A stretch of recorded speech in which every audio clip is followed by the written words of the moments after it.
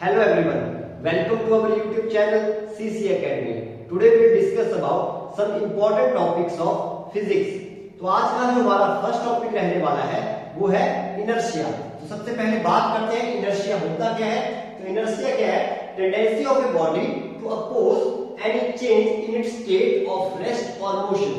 कि कोई भी बॉडी है वो चेंज का क्या करती है? अपोज करती है. चेंज का मतलब क्या हुआ? अगर कोई बॉडी रेस्ट पे है तो वो रेस्ट में रहना चाहेगी, और अगर कोई बॉडी मोशन में है तो मोशन में रहना चाहेगी. और आप समझ सकते हो जैसे कि अगर कोई बॉडी रेस्ट में है तो वो मोशन में जाने का अपोज करेगी, और कोई बॉडी अगर पहले से मोशन में है तो वो रेस्ट में आने का अपोज करेगी. क्लियर? नेक्स्ट है inner law of inertia. Law of inertia क्या बोलता है? Body has the inability to change its state of rest और मोशन बाय इटसेल्फ. कोई बॉडी है उसके अंदर एक इनेबिलिटी है कि वो अपनी स्टेट को, चाहे वो रेस्ट की है चाहे मोशन की है, उसको खुद क्या कर सकती है? चेंज कर सकती है. क्लियर बात? और ये लॉ ऑफ इनर्शिया है ये किसने दिया? गैलीलियो ने दिया है. क्लियर? नेक्स्ट हम बात करते हैं टाइप्स ऑफ इनर्शिया. तो 3 टाइप है इनर्शिया के. फर्स्ट है आपके पास इनर्शिया ऑफ रेस्ट. तो इनर्शिया ऑफ रेस्ट क्या बोलता है? The body has inability to change its state of rest unless the external force acting on the it. Clear? कोई भी बॉडी है वो कहां रहेगी? रेस्ट पे रहेगी. कब तक? जब तक बाहर से कोई उसके ऊपर फोर्स अप्लाई नहीं होता. फॉर एग्जांपल, बस सडनली स्टार्ट मूविंग फॉरवर्ड. एक बस है जो एकदम से आगे की तरफ चलना स्टार्ट करेगी, तो जो passenger fall in backward direction. जो पैसेंजर है वो कहां फॉल करेंगे?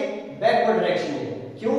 तो क्या होता है जब बस जो है एकदम से चलना स्टार्ट होती है तो जो लोअर पार्ट है बॉडी का वो उस बस के सरफेस के कांटेक्ट में होता है. तो बस के साथ जो कांटेक्ट में होता है हमारा पार्ट वो भी मोशन में आ जाता है. But due to inertia of rest जो अपर पार्ट है वो इस चीज का क्या करता है? अपोज करता है. मतलब रेस्ट से मोशन में जाने का वो अपोज कर रहा है. इसलिए जो पैसेंजर है वो कहां गिरेगा? बैकवर्ड डायरेक्शन में गिरेगा जब एक बस सडनली स्टार्ट होगी मूव करना फॉरवर्ड डायरेक्शन में. क्लियर? सेकंड टाइप है इनर्शिया ऑफ मोशन. तो इनर्शिया ऑफ मोशन क्या बोलता है? कोई बॉडी है मोशन की स्टेट में रहेगी. कब तक? जब तक बाहर से उसके ऊपर कोई फोर्स अप्लाई नहीं होता. क्लियर है बात? फॉर एग्जांपल, मूविंग बस सडनली स्टॉप. अब एक बस है जो क्या कर रही है? मूव कर रही है. अब क्या हुआ? एकदम से ब्रेक अप्लाई किया अगर ड्राइवर ने तो क्या होगा? जो पैसेंजर है वो फॉरवर्ड डायरेक्शन में गिरेंगे. क्यों गिरेंगे? तो देखिए अब बस और जो पर्सन है वो दोनों क्या थे? मोशन में थे. अब एकदम से अगर जब ब्रेक लगाई तो क्या होगा? जो लोअर पार्ट है बॉडी का वो क्या हुआ? एकदम से रेस्ट पे आ गया. बट अपर पार्ट ने उस चीज का क्या किया? अपोज किया. तो due to inertia of motion जो अपर पार्ट है उसने क्या किया? उस चीज का अपोज किया. तो जो पैसेंजर है वो क्या हुआ? फॉरवर्ड डायरेक्शन में फॉल किया. क्लियर है बात? थर्ड टाइप है इनर्शिया ऑफ डायरेक्शन. तो इनर्शिया ऑफ डायरेक्शन क्या बोलती है?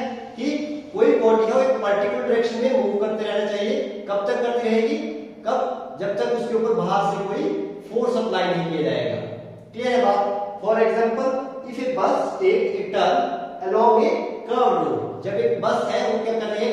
टर्न ले रही है कर्व रोड पे, तो जो पैसेंजर है वो आउटसाइड डायरेक्शन में क्या करते हैं? फोर्स एक्सपीरियंस करते हैं. किसकी वजह से? Due to inertia of direction. तो ये थे इनर्शिया के टाइप्स. अब बात करते हैं लीनियर मोमेंटम की. तो लीनियर मोमेंटम क्या है आपके पास?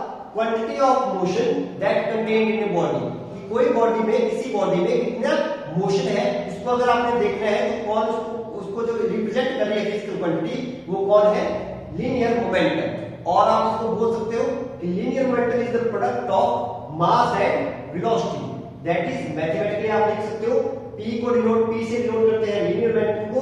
तो P is equal to m into v. m यहाँ पे मास है और v यहाँ पे वेलोसिटी है. अब ये क्वांटिटी कैसी है? तो कैसी क्वांटिटी है? वेक्टर क्वांटिटी है. क्लियर? और इसकी ऐसे यूनिट क्या रहेगी? तो मास की यूनिट रहेगी किलोग्राम, वेलोसिटी की यूनिट रहेगी मीटर पर सेकंड. क्लियर है बात? नेक्स्ट है डायमेंशन फार्मूला. तो डायमेंशन फार्मूला क्या है? mL/t-1. m आ गया मास के लिए एंड वेलोसिटी का डायमेंशन रहता है lt-1. क्लियर? अब अगर यहाँ पे बोला जाए कि अगर कांस्टेंट है वेलोसिटी, अगर वेलोसिटी को कांस्टेंट रखा जाए तो जो आपका लीनियर मोमेंटम है वो डायरेक्टली प्रोपोर्शनल हो जाएगा किसके? मास के. क्लियर है? यहाँ पे लीनियर मोमेंटम क्या हो जाएगा? डायरेक्टली प्रोपोर्शनल हो जाएगा किसके? मास के. क्लियर है बात?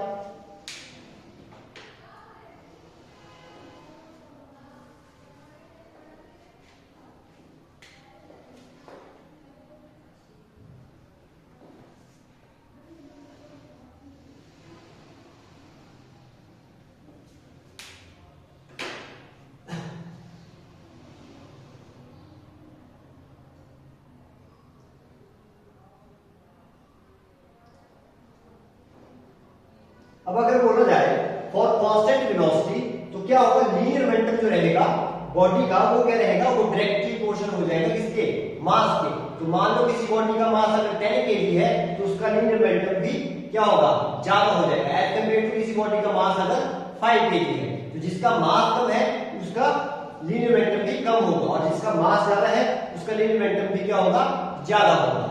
क्लियर है। नेक्स्ट टॉपिक की बात करें तो है इंपल्स।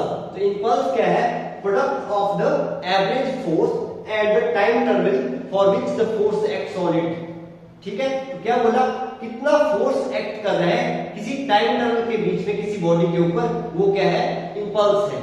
क्लियर है बात। तो इंपल्स को दैट इज आप बता सकते हो मैथमेटिकली कि J equal to F into T.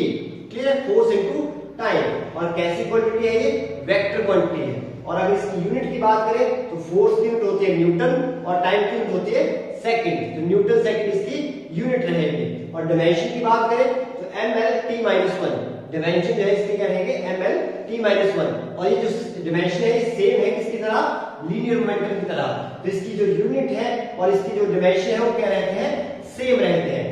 अगर बात करें इंपल्स और मोमेंटम के रिलेशन की तो जो रिलेशन रहेगा वो रहेगा J is equal to final momentum minus initial momentum. J is equal to P2 minus P1। और अगर बात करूं अगर आप फोर्स और टाइम के बीच का ग्राफ बनाओगे तो जो एरिया उसके अंदर आएगा वो क्या रिप्रेजेंट करेगा, तो वो रिप्रेजेंट करेगा इंपल्स को। ओके, तो ये थे आज के हमारे टॉपिक। आई होप आपको ये वीडियो अच्छी लगी होगी। अगर आपको ये वीडियो अच्छी लगी तो प्लीज वीडियो को लाइक करें, शेयर करें और हमारे चैनल को सब्सक्राइब करें। Thank you.